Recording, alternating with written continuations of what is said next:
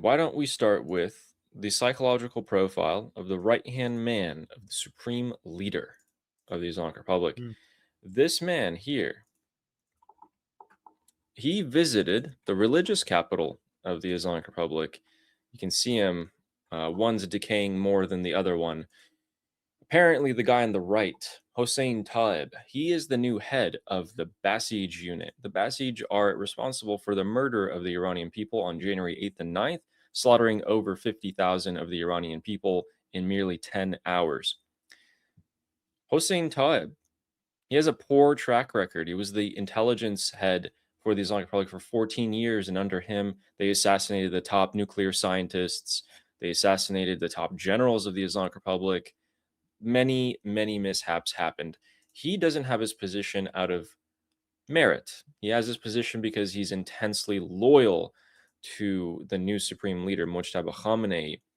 Well, it looks like several people from the Islamic Republic have stepped forward and reported that Hossein Taeb, the man on the right, he's very mentally ill.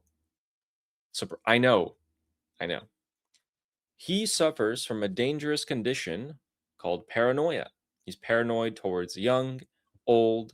He suffers from persecution complex, and he constantly tries to pit everyone against each other.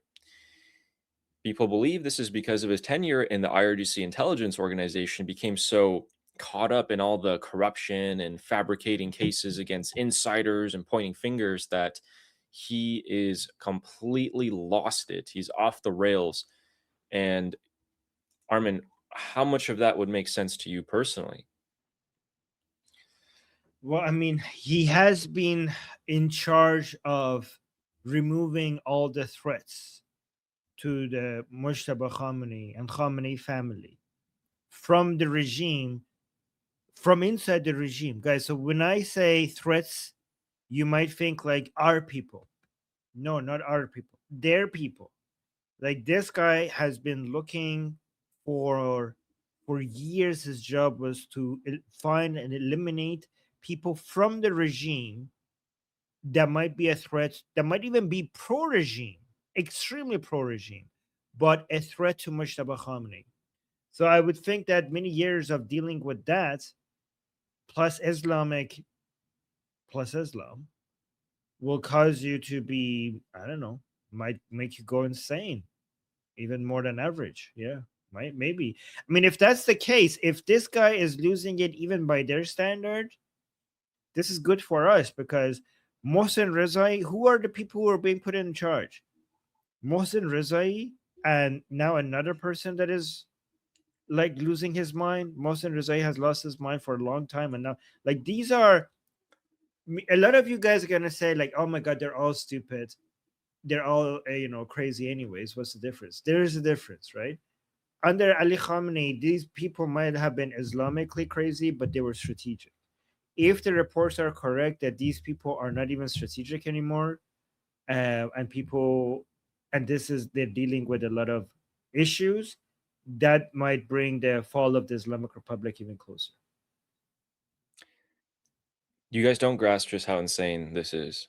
For decades, you had actual evil but competent people at the heads of the Islamic Republic. The head of the Supreme National Security Council is someone who ordered a hit on his own son, who proposed capturing 1,000 American soldiers and charging $1 billion each to get rid of the economic problems in Iran, who proposed capturing people like me, Iranian Americans, who would travel to Iran and then charge a bounty. This is his method. This is what economics is to the current head of. He's the guy who decides, do we go to war or do we not? What do we do? And then he feeds this information to the supreme leader. Only the supreme leader can override him. Technically, he's insane. He's stupid. He's not really competent. He's a puppet, though. Stupid equals good puppets. But it speaks volumes as to how desperate the Islamic Republic is. You guys might look at the Islamic Republic sometimes and say, oh, it's a huge monolith. They're all together. They're all the same thing. In terms of power struggle, they're not. In terms of killing the Iranian people, they are. So when this power struggle happened a few months ago, and we've been following it every single day, it's led to the result of we don't need or we can't afford to have competent people in leadership positions. We just need loyal people. Hossein Taeb, Mohsen Rezai. These two people run the show at the moment, along with the Supreme Leader Mojtaba Khamenei, who we haven't seen. Let's just say he's alive just in case, because we don't lose anything from that.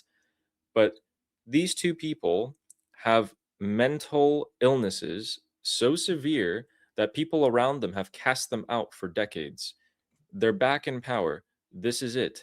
People like Ghalibaf have been put on the sideline, not because he was ordered aside, but because, by comparison, he does not have as much power. And he is doing his best to claw back to power. Let's take a look at what Mr. Ghalibaf is up to. Well, Mr. Ghalibaf, what have you been saying? What have you been up to? So, play this video muted for just a second while I tell you what he's saying. He came out. He's a little tired. He said, "Oh man, I was so close to." He's thinking, I was so close to being the number one of the Islamic Republic, and I'm competent and I'm smart. I'm gonna have to back off for now because those idiots in charge, I know they're gonna mess up and fail. So here's what I'm gonna say. Came out, made a speech. He said, "I believe with all my heart we won this war with America. We beat them militarily, we beat them politically, but doesn't mean that we destroyed the U.S. military. I just mean that the U.S. and Israel had their objectives. They attacked us. They failed to get any of those objectives, and this is the biggest defeat for America and Israel ever.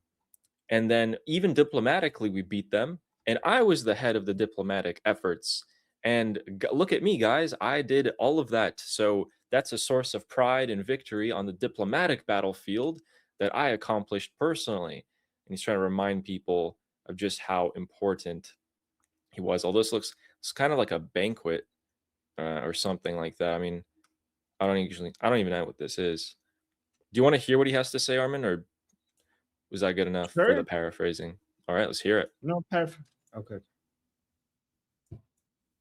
من میخوام بگم امروز ما در یک جنگ ناجوان مردانه‌ای که در رأسش آمریکا و رژیم صهیونیستی هستند، ملت ما شجاعانه، مردانه، خالصانه ایستاد، جنگید و من به عنوان یک خدمتگزار، به عنوان یک برادری که به جزئیات کار آشنا هستم، با همه وجودم میگم ما در این جنگ در بعد نظامی و در بعد سیاسیش به معنای واقعی خودش پیروز شدیم. Armin, did they, in every sense of the word, as he's saying, win politically and militarily against the United States of America? Unbelievable. This is good for us.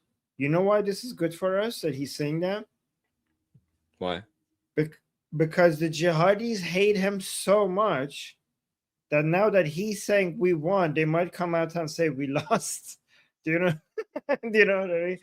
Because everything he says, they despise him so much that might get more of the jihadis to be like, nope, we lost. Accept defeat. Guys, listen. Did you hear a single Allahu Akbar? No. No. We all know what it means when people say Allahu Akbar to these things. Well, we beat the Americans, and then they always go Allahu Akbar. No one said anything. Everyone's like, well, I mean, to be fair, he deals with the more sophisticated crowd sometimes. Of course. Yes. He's above the riffraff there, of course. Look at this. They're not sitting on the ground. They have tables. This is not. Oh my God. This is not your average audience. Yes. These are more elite. Okay, so here's another thing that I thought. When he comes out and says this, he is trying to align with the supreme leader more, but also be a bit separate. So he's like, let me take a different position from the negotiation. Just be like, oh yeah, we did it, we beat the Americans, etc., etc. But I was the one who diplomatically did all this and this and that. At the same time, all the people in the regime, Armin, who don't think they're winning are gonna come out and attack him even more, aren't they? Oh yeah, for sure. Oh, that's yeah, for sure. And like, I don't. Ghalibaf should just shut up right now. Like, I don't understand. He's Yeah. usually more strategic. This is. It's not a good time for you to speak. Just shh. No. Every time you open your mouth, it keeps backfiring on you. My name is Armin Navabi. I'm an Iranian political analyst with decades of experience fighting the Islamic regime inside and outside of Iran. Make sure you follow me for more, and also make sure you join our discussion group. I'm there almost every single day. Come talk to me there and the rest of the people there in our group calls. It's a great place to meet and talk to people who like talking about politics. The link is in the description and or in the bio. You could also get there by scanning the QR code on the screen. See you there.